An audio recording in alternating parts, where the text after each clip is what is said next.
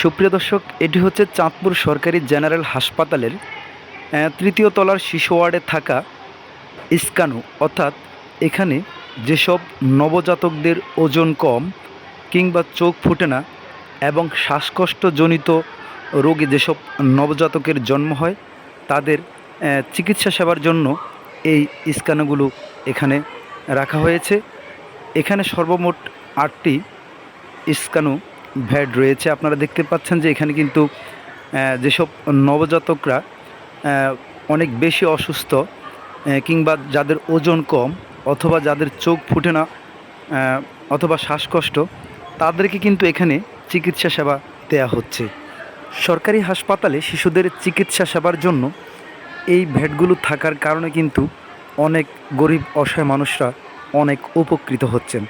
কারণ এই চিকিৎসা সেবা দিতে হলে হয়তো প্রায়